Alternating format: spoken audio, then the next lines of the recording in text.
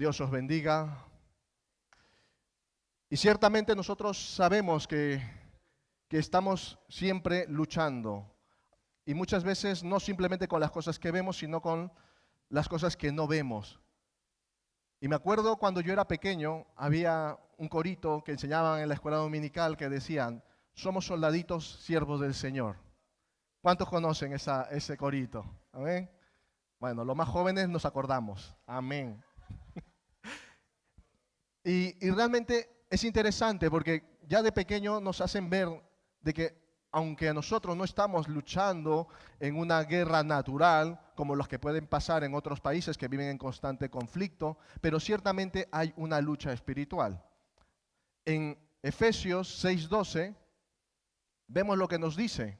Efesios 6:12 dice: porque no tenemos lucha contra sangre y carne, sino contra principados, contra potestades, contra los gobernadores de las tinieblas de este siglo, contra las huestes espirituales de maldad en las regiones celestiales. Realmente hay una lucha. Y gracias a Dios que nosotros no podemos verla. Porque si nosotros viéramos todo lo que se mueve a nivel espiritual, ciertamente no saldríamos de nuestra casa. Recordemos que estaba Eliseo con su siervo y dice que vinieron un gran ejército a por el profeta.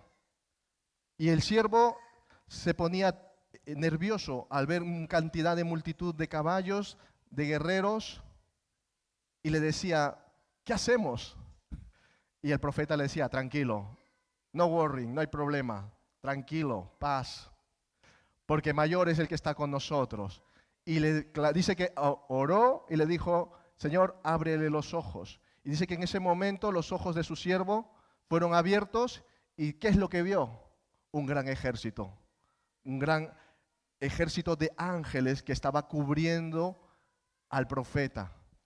De la misma manera, ciertamente estas luchas que nos narran en la palabra de Dios son reales, aunque a veces nosotros no podemos verlo, pero está allí.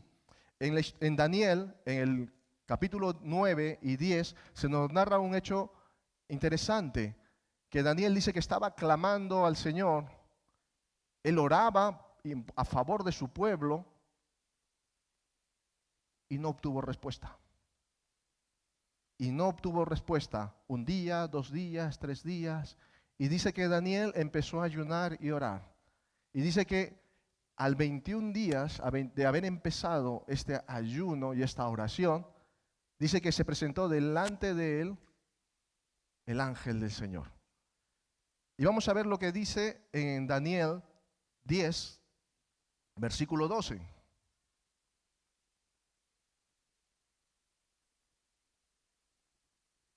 Dice: Daniel, no temas, esto dice el ángel, porque desde el primer día en que dispusiste tu corazón a entender y a humillarte en la presencia de tu Dios, fueron oídas tus palabras, y a causa de ellas yo he venido. Cuando Daniel se puso a orar, dice que en ese mismo momento la respuesta salió del trono de Dios. Pero nos dice por qué hubo esta tardanza.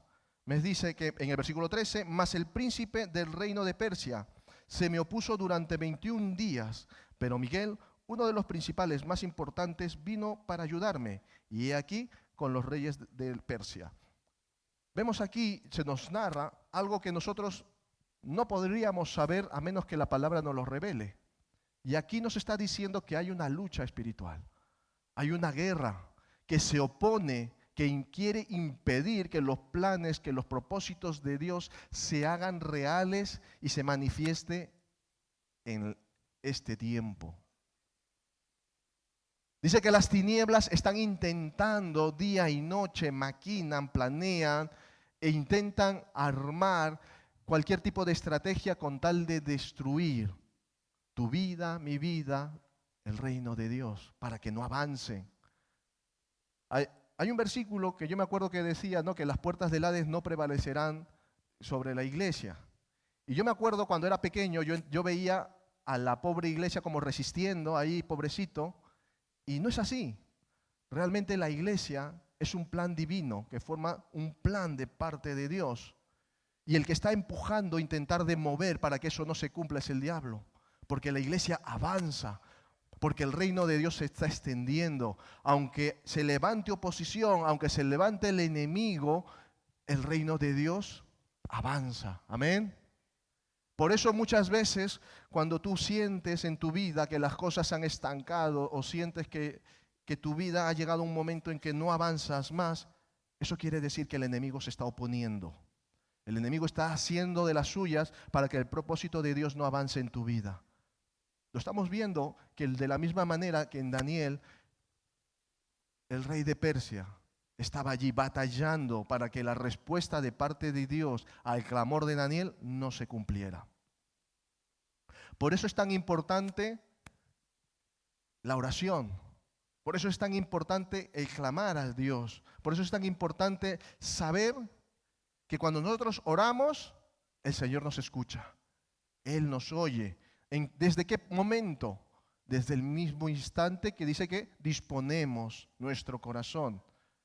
Desde el mismo momento en que nosotros nos inclinamos y disponemos nuestras vidas a buscarle.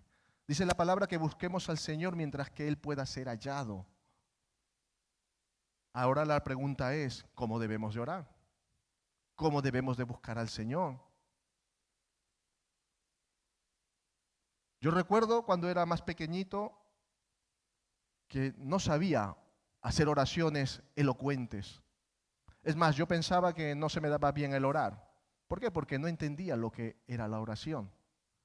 Yo pensaba que aquellas personas que oraban por horas, pues eran los mega ungidos y que Dios no iba a escuchar mi oración, porque yo con 5 minutos ya la verdad que me distraía. Pero sabemos que Dios no desprecia la oración de nadie, que nuestras palabras no caen en saco roto, sino que Él responde. Lo único que nosotros debemos de tener es una actitud correcta cuando nos acercamos a su presencia. Y es ahí donde muchas veces fallamos, porque menospreciamos a Dios. Quizás en un momento podemos creer que Dios se encuentra allí lejos en los cielos, en las alturas, y que Él no va a escuchar mi clamor. Y lo tenemos como alguien tan lejano que no se puede interesar por mis necesidades tan triviales. Necesidades que quizás, comparado con los que tiene mi hermano, mi hermana, las batallas, las luchas que él pueda estar pasando, comparado con lo que yo le pido, no tiene por qué Dios responderme. ¿Por qué? Hay cosas más importantes. Y no es verdad. ¿Para qué padre un pedido de su hijo pasa desapercibido? Ninguno. Sabemos que cuando se acerca el cumpleaños de un niño, los que somos padres, ¿qué es lo que suelen hacer los niños? No hace falta que seas adivino, ni que tengas una bola mágica, ni nada por el estilo para saber qué quiere de regalo. ¿Por qué? Porque ellos ya se encargan de decirlo. Papá, mamá, mira, ¿has visto esto? ¿Has visto aquello? ¿Me podrías no sé qué, no sé cuánto?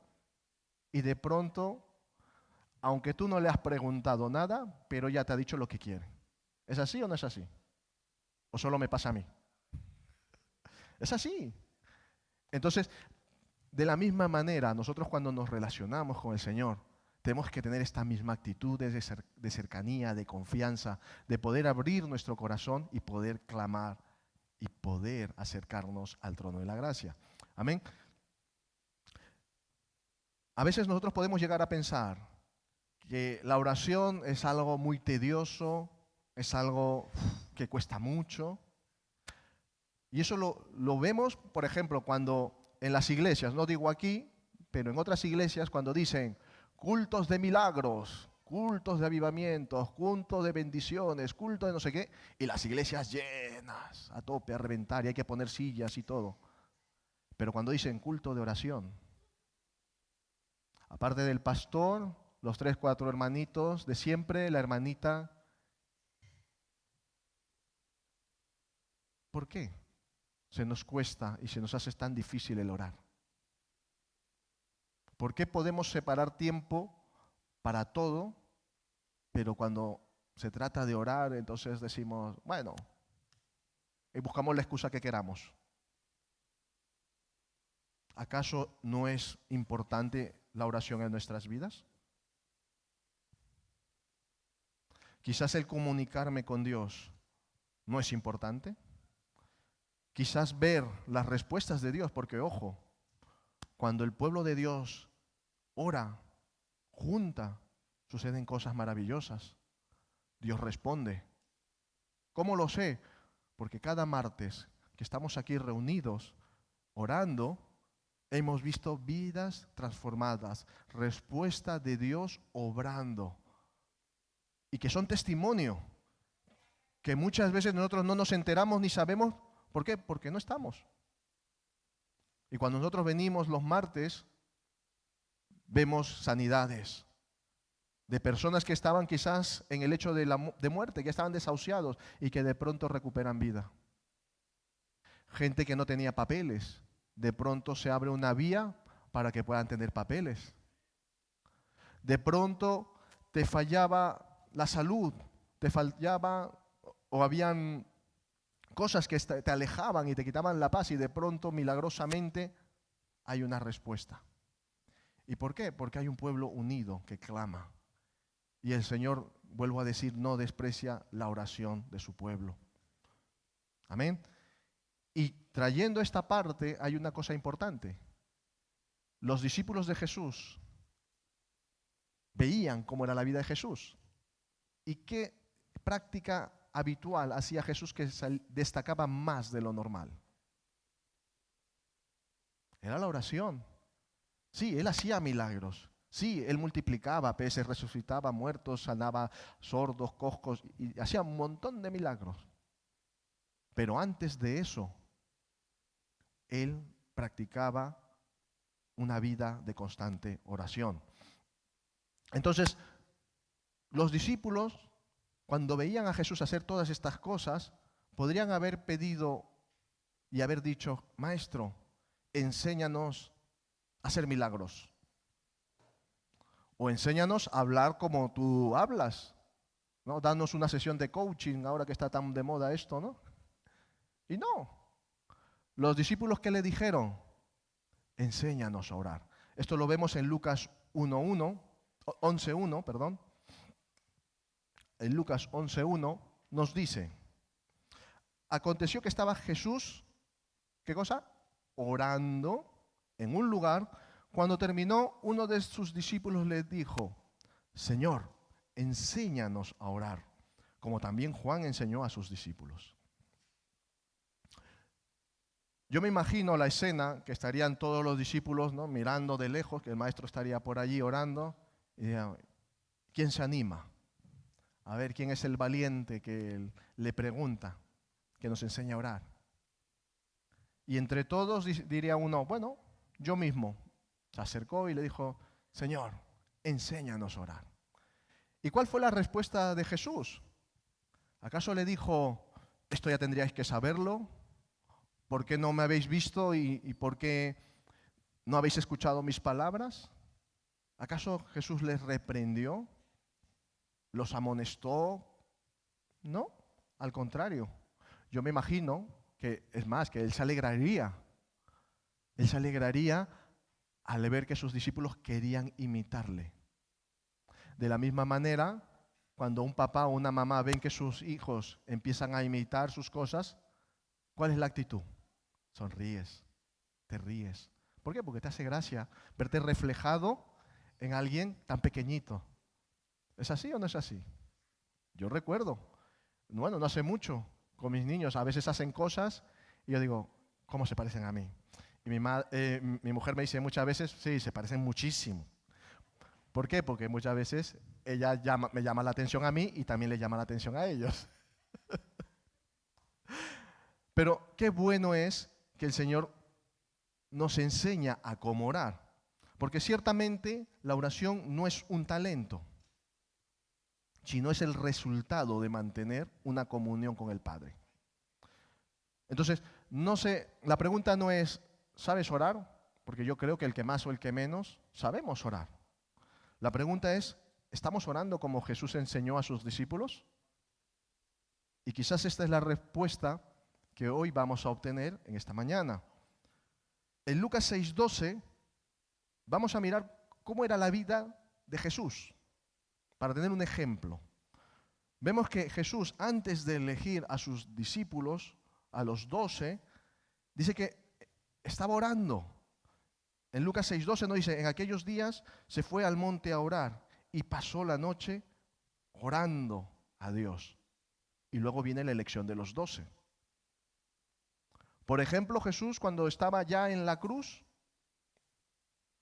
antes de pasar por todo aquello, dice que Él se apartó. En Lucas 22, 41 y 42 dice, y Él se apartó de ellos a distancia como a un tiro de piedra, y puesto de rodillas oró, diciendo, Padre, si quieres, pasa de mí esta copa, pero no se haga mi voluntad, sino la tuya. Y en varios capítulos a lo largo de los evangelios vemos a Jesús siempre orando. Antes de empezar a hacer milagros, Él se levantaba muy de mañana y oraba. Cuando terminaba de hacer milagros, dice que despedía a la gente, a toda la multitud, y dice que Él se apartaba y oraba. Por eso los discípulos siempre querían saber cómo se tiene que orar. Porque sabían que cuando Jesús oraba, su vida era restaurada, era llenada de poder. Y había esa comunión con el Padre.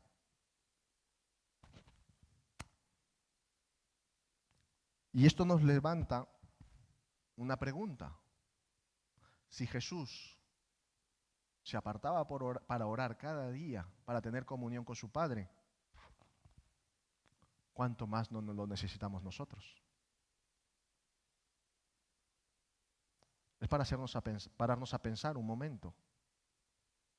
Porque Jesús dijo, ejemplo os he dado. Ejemplo tenemos. Y uno de los mayores ejemplos que esta mañana vamos a ver cuál es la vida de oración de Jesús.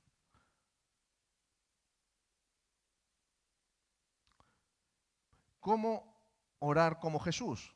En Mateo 6:5, Jesús responde a la pregunta a sus discípulos. Dice, ¿queréis saber cómo tenemos que orar? Pues vamos a orar de esta manera.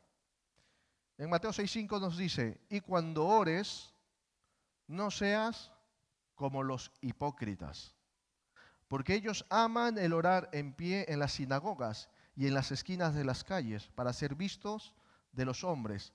De cierto os digo que ya tienen su recompensa. Entonces, una palabra que destaca muchísimo es, ¿qué cosa? No seas como los hipócritas. El Señor Jesús lo primero que hace es confronta la religiosidad. No condena el que se ore en público. No condena que levantemos nuestra voz. Porque hay momentos de clamar, alzar la voz, porque es necesario levantar nuestra voz. Jesús no está diciendo que no hagamos eso. No, podemos hacerlo. Pero lo que Él está diciendo es, no oren para impresionar. No oren para ser vistos. No oren para que tu ego sea levantado y seas ensaltado. No ores con palabras rebuscadas para quedar bien. La palabra hipócrita, hoy en día lo tomamos como un insulto, pero en este contexto la palabra hipócrita quiere decir un actor que se pone una máscara. ¿Qué quiere decir? Que es alguien que está representando un papel. Es alguien que no se está mostrando tal como es. Y nosotros no debemos de hacer esto delante de la presencia del Señor, porque sabemos que el Señor no puede ser burlado, no podemos engañarle. Entonces no hay necesidad de hacer todas estas cosas, de tanta palabrería, sino que Él ya conoce nuestro corazón.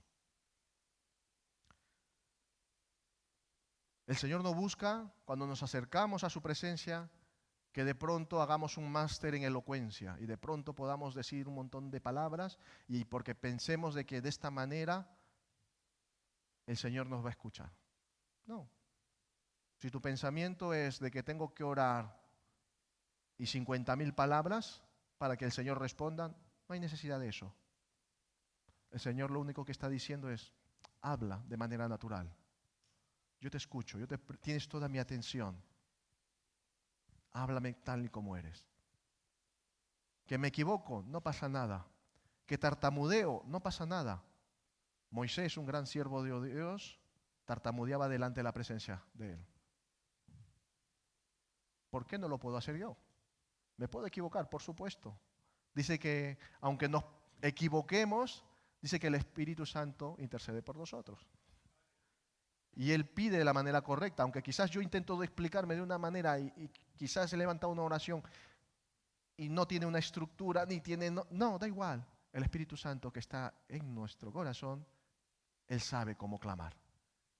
Amén. Entonces, una oración sincera es lo que nosotros debemos levantar delante de la presencia de Dios, ¿vale? Donde yo me muestro tal como soy. Siguiendo con Mateo 6:6, vemos otra instrucción. Nos dice, mas tú, cuando ores, entra en tu aposento y cerrada la puerta, ora a tu Padre que está en el secreto, y tu Padre que ve en lo secreto te recompensará en público. Amén. Antes estábamos nosotros intentando por nuestras fuerzas levantarnos y que nos vea en público. Pero no funciona así. Sino que cuando tú oras en lo privado, el que te levantará no será el hombre, sino será Dios mismo. Amén. La palabra aposento, ¿qué significa? Es un lugar apartado, es un lugar privado, donde nadie, solo salvo tú y la presencia de Dios, habitan en ese mismo lugar. Entonces, Jesús aquí lo que está enseñando es que es necesario, ¿qué cosa? Tener esta comunión. Es necesario que nosotros dispongamos de un tiempo apartado.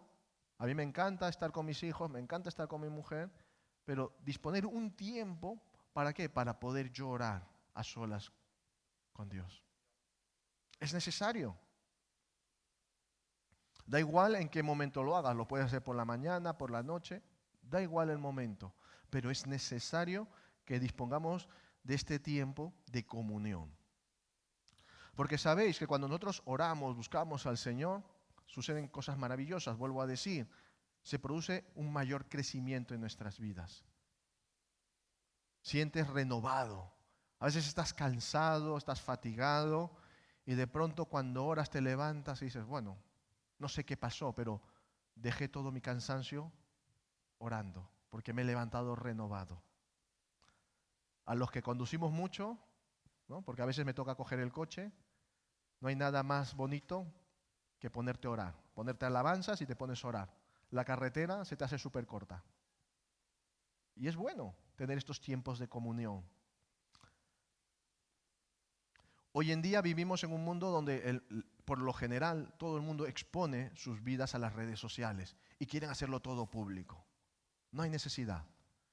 Como vemos, el Señor Jesús va hasta aún en contra de todo eso. Dice, no lo grites a los cuatro vientos, sino en algo privado.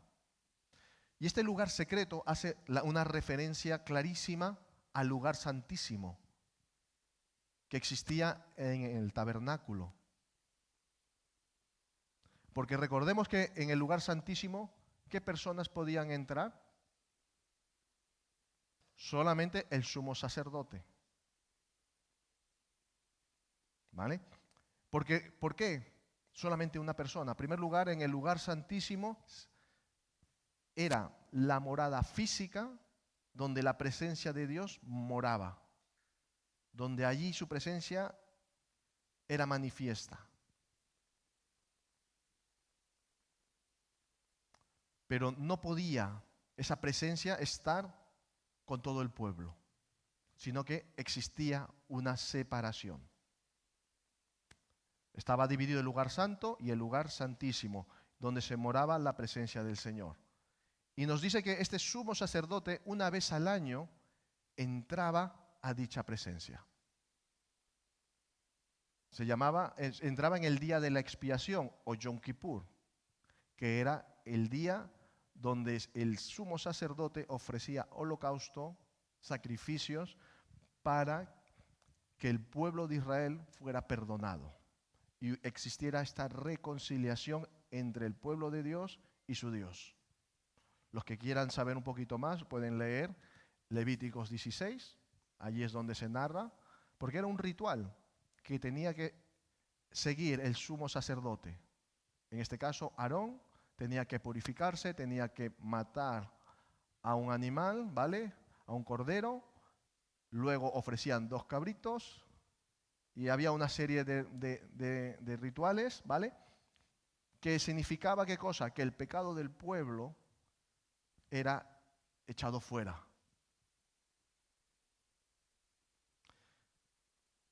Pero es interesante, una de las cosas que me llama la atención, cuando el sumo sacerdote entraba a esta presencia, a este lugar santísimo, aparte de hacer el rito de purificación, también hacía otra cosa más. Se ataban una cuerda para que cuando entrase en la presencia del Señor, si por el motivo que fuese el rito de purificación no se había hecho estrictamente como tenía que ser, dice que en ese mismo momento esa persona moría al instante. Lo vemos, por ejemplo, en Levítico 16, 17.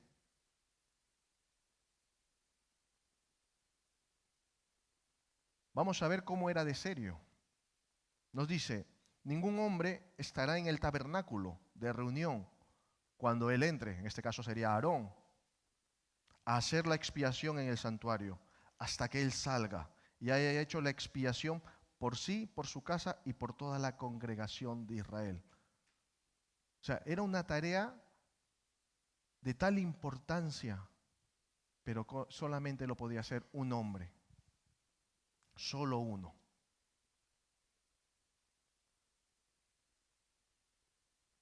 Pero vemos aquí en esta situación que el sacerdote iba con temor, con miedo, porque literalmente se estaba jugando la vida. Porque habían cosas que no dependían de él. ¿El qué? Por ejemplo, que el cabrito fuera sin manchas, que fuera impoluto, sin imperfección, que haya sido sacrificado de unas maneras u otras. Y había muchas cosas que podían pasar y salir mal. Entonces, yo me imagino que el sumo sacerdote entraba ¿cómo? Con esa devoción, con ese respeto, pero sobre todo con las rodillas temblando. Porque sabía que entraba, pero no sabía si salía. Entonces, vemos el acto solemne de lo que era en el antiguo pacto entrar a la presencia de Dios. No era entrar como Pedro por su casa, ahí venga, yo hago y deshago como yo quiero. No entraban de manera irrespetuosa, no menospreciaban la presencia de Dios, sino por todo lo contrario. Ellos entraban con temor, temblando. Tenían que entrar con un incienso encendido para que así ese incienso un poco cubriera al sacerdote y no pudiera ser, ¿cómo se llama?, deslumbrado de la presencia de Dios. Es impresionante. En Levítico, de verdad, allí si queréis aprender o leer todo lo que conlleva todo esto, os recomiendo que podáis leerlo. Pero el asunto a lo que voy es que realmente era el sacerdote que estaba apartado teniendo comunión con Dios. Desde el principio vemos que siempre fue así. En Mateo continuamos cómo debemos orar. En Mateo 6, 7 y 8 tenemos que orar con confianza, con seguridad. ¿Vale? Nos dice, y orando no uséis, ¿qué cosa? Vanas repeticiones, como los gentiles que piensan que por su palabrería serán oídos. ¿Qué nos dice?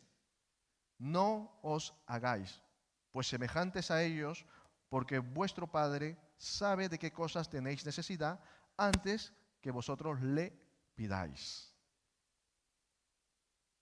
Y aquí está una cosa curiosa. Dice que no repitamos, ¿qué cosa? palabrerías.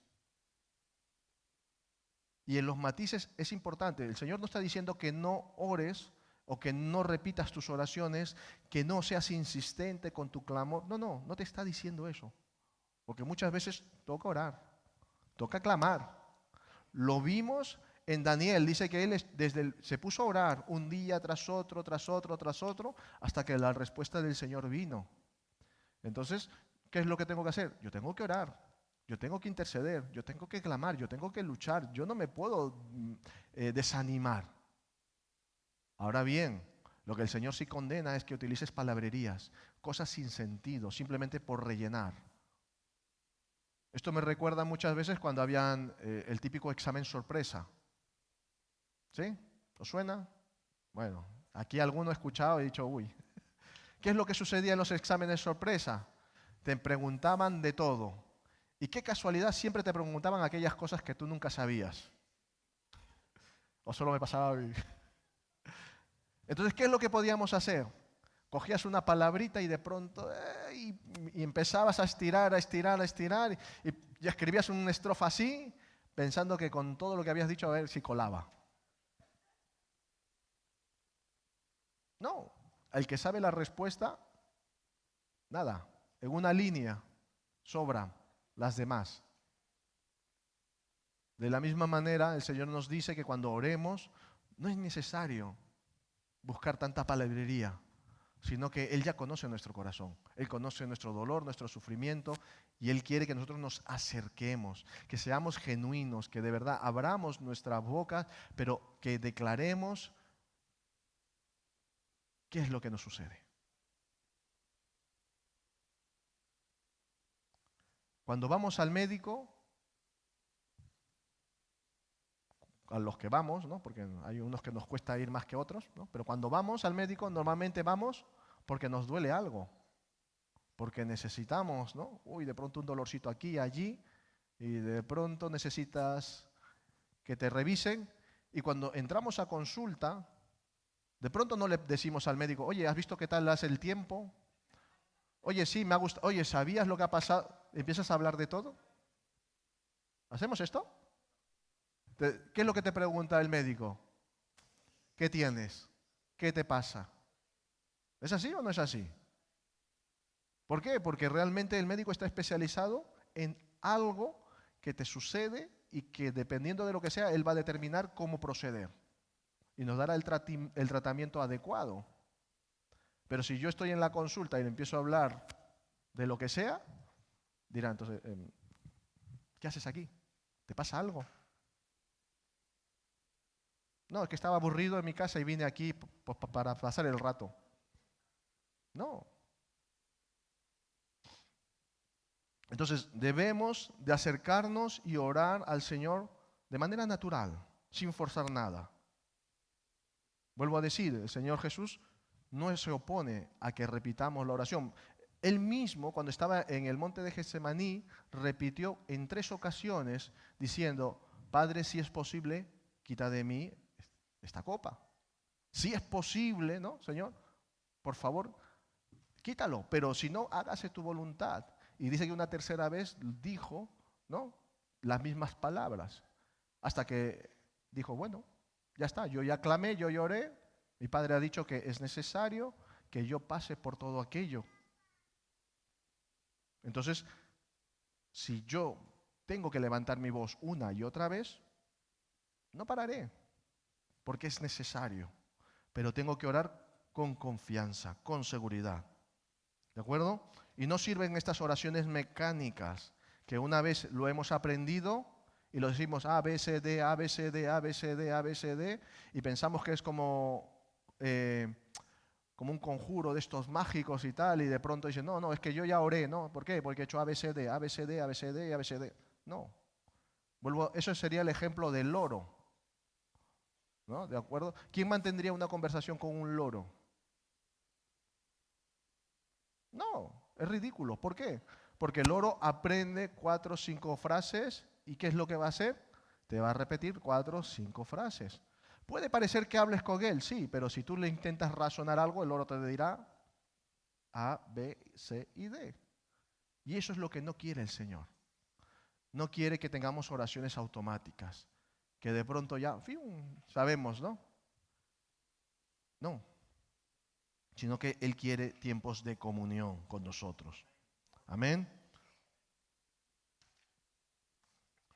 Y una cosa importante, como hemos visto anteriormente, en el Antiguo Testamento existía una barrera física que separaba del lugar santo del lugar santísimo. Había esta barrera que bloqueaba el acceso a la presencia de Dios. ¿Por qué? Porque todo aquel que entraba en esta presencia, si se hallaba en el pecado, era fulminado, porque no podíamos acceder. Por eso era necesario la figura del sumo sacerdote. Pero hay una buena noticia, que cuando Cristo murió en la cruz, sus últimas palabras que fueron dichas desde la cruz, dijo, consumado es. ¿Y sabes qué es lo que sucedió cuando Jesús pronunció estas poderosas palabras? Dice que el velo se rasgó. Amén. La presencia de Dios, que en otro momento era inaccesible, gracias al sacrificio de Jesús, hoy es posible entrar. Y dice que el velo no se rasgó de abajo hacia arriba, sino de arriba hacia abajo. Eso quiere decir que fue Dios mismo quien abrió las puertas a este lugar santísimo para que tú y yo podamos entrar. Amén. Y podéis decir, bueno, eso fue fruto de la casualidad, porque como hubo un terremoto y se cayó, podríamos buscar miles de excusas. Pero ¿sabéis una cosa que es incuestionable? Dice que esta barrera física era aproximadamente el palmo de una persona. Estamos hablando de 10 centímetros. A ver, esto no son 10 centímetros y es papel. Si yo intento romperlo, por mucha fuerza que yo tenga, va a ser que no. Imaginaros de papel. Ahora, si fuera de tela, no era algo que una persona pudiera hacer físicamente. Vuelvo a decir, fue Dios mismo rompiendo y abriendo este camino hacia su presencia. Amén. Amén. Entonces, esto lo vemos cuando Jesús clama, ¿no? Dice que fue rasgado. De abajo hacia arriba, volvemos a repetirlo, ¿vale? Y nos dio acceso. Así que ahora nosotros disponemos de una cosa maravillosa que se llama tener libertad. Pero también esta libertad nos lleva a tener otra palabrita que quizás nos cuesta un poquito más, que es responsabilidad. Porque nosotros podemos acceder a la presencia de Dios libremente, pero tenemos que ser responsables de cómo nos acercamos al Señor. Entonces, en Hebreos 10, 19 y 20 nos dice: así que, hermanos, teniendo libertad de entrar en el lugar santísimo por la sangre de Jesucristo, por el camino nuevo y vivo que Él nos abrió a través del velo, esto es su carne. Entonces, nos acercamos a la presencia del Señor en libertad. Ya no estamos separados del lugar santísimo. Me tengo que acercar con confianza.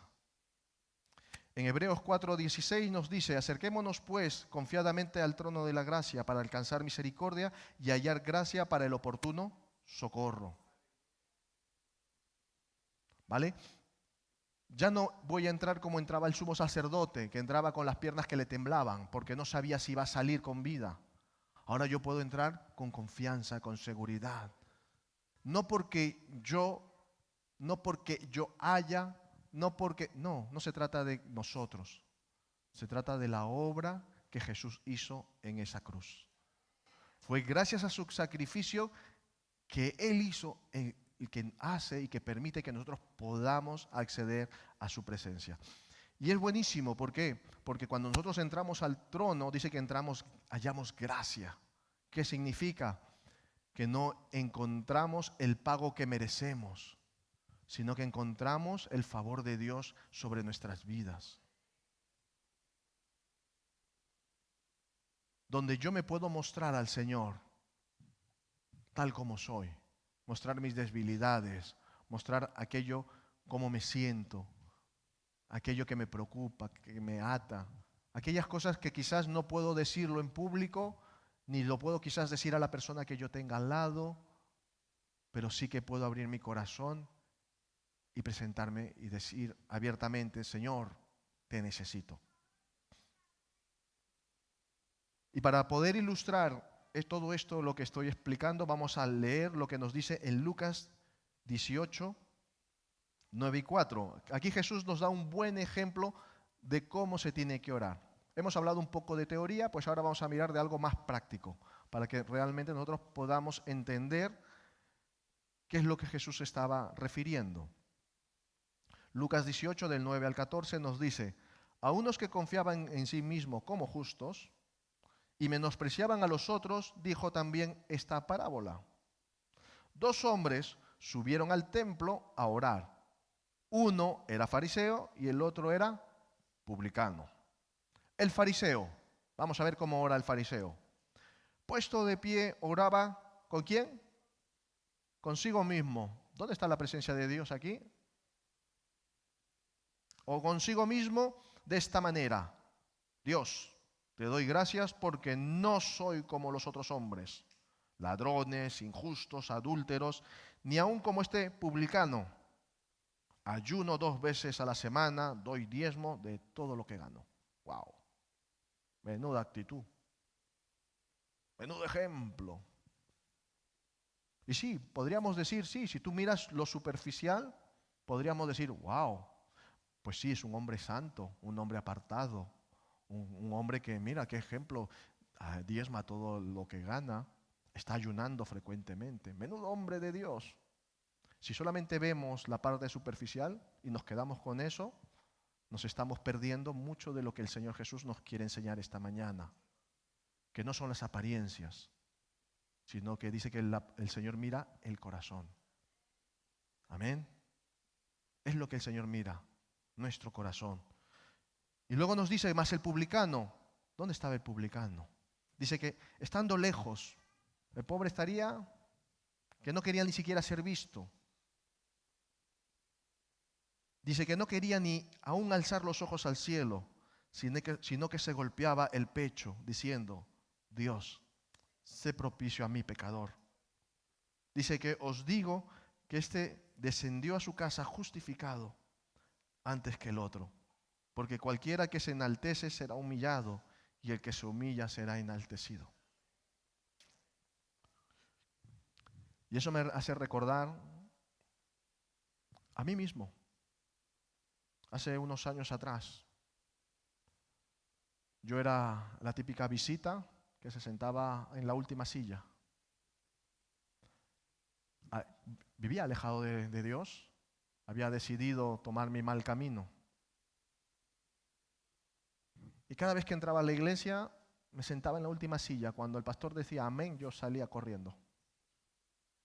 Porque me sentía sucio, me sentía que era un hipócrita, un falso, un mentiroso. Que un pecador como yo no merecía estar en la presencia de Dios.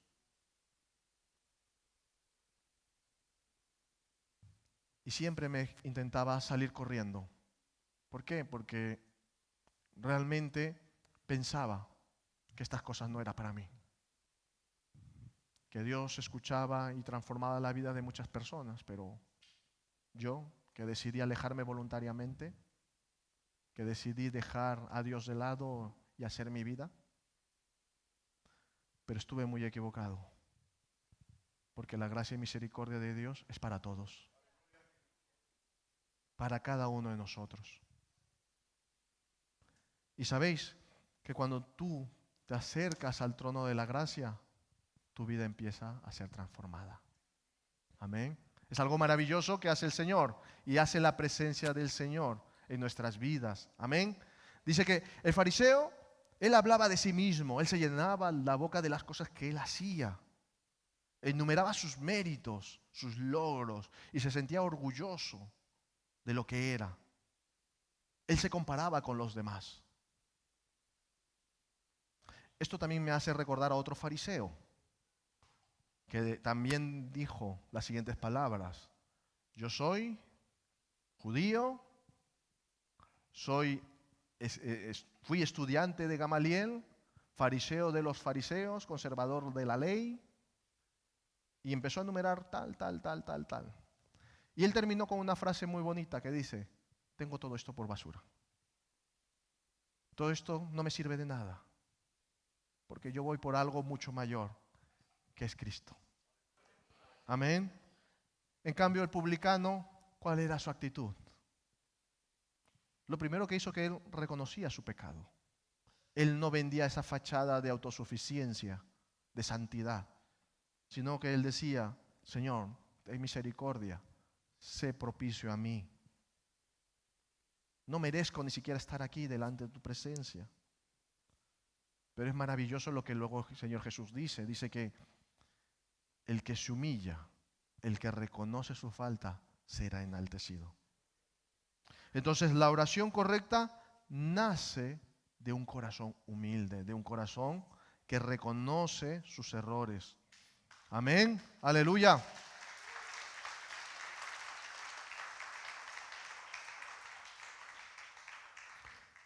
¿Cuál es esta actitud correcta? Lo vamos a ver muy claramente. La actitud correcta que tú y yo y que cada uno de nosotros debemos de tener cuando nos acerquemos a la presencia del Señor. Lo vemos en Hebreos 10, 19 y 22 al 22. Nos dice: así que, hermanos, teniendo libertad para entrar en el lugar santísimo por la sangre de Jesucristo, por el camino nuevo y vivo que Él nos abrió a través del velo, esto es, de su carne, y teniendo un gran sacerdote sobre la casa de Dios, acerquémonos. ¿Cuál es la actitud que debemos de tener? Corazón sincero, con plena certidumbre de fe, purificados los corazones de las malas conciencias y lavados los cuerpos con agua pura. Amén. Aleluya. Entonces, ¿qué significa? Acerquémonos con libertad, con confianza, con un corazón sincero, con un corazón agradecido, con un corazón que no tiene nada que ocultar. Porque el Señor ya conoce nuestros errores, Él ya conoce las cosas que hemos caído, que hemos fallado, hemos hecho, que hemos aún pensado.